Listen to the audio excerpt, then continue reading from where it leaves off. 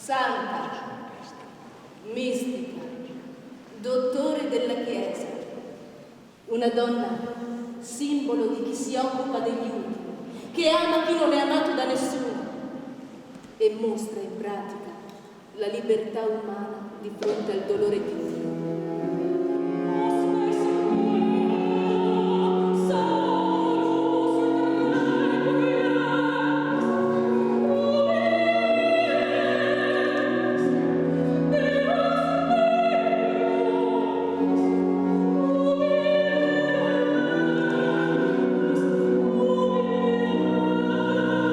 Il titolo che abbiamo dato allo spettacolo su Caterina è l'incipit di tutte le sue lettere.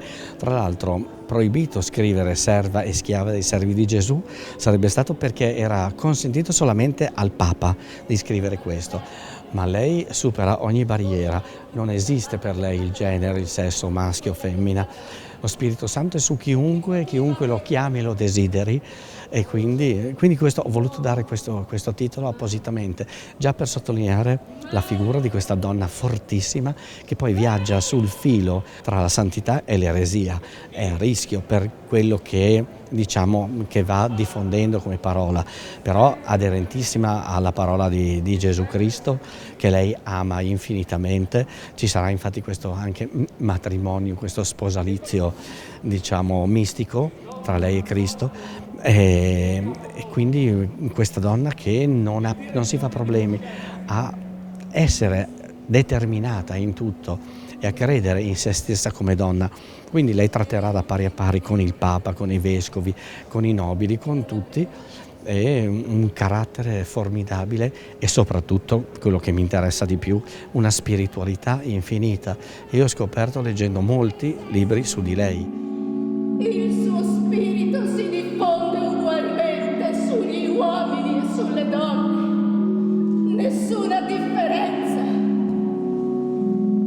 Lui stesso, nato da donna, è divenuto anche madre. Sì, perché con i tormenti del suo corpo e le sue sante piaghe ci ha generato a nuova vita.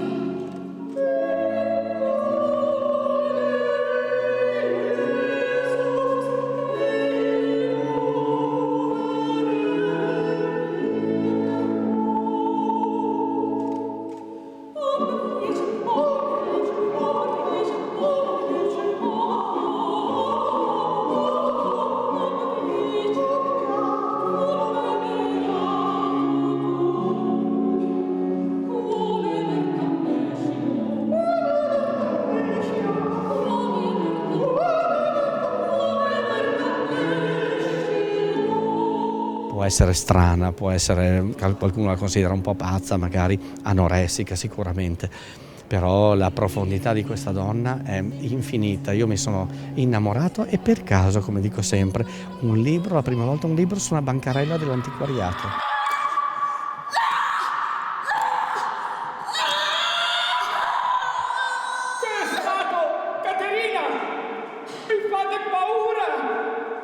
Una parte di prosa e una parte di musica interpretata proprio da attori molto bravi. Non leggeranno ma recitano proprio, e noi musica sacra, come dico sempre, buona parte di questa musica composta da suore, compositrici del 1600, ma donne intelligenti, raffinate, che studiavano moltissimo, e quindi musica molto interessante da riscoprire. Io l'ho cantata qualche anno fa appunto con Rita Peieretti, che sarà il maestro all'organo, per il Festival Mito. E ho pensato di riproporle in questo, per fare una grande donna con altre grandi donne musiciste. In te magnificenza, in te saduna, quantunque in creatura è di bontà,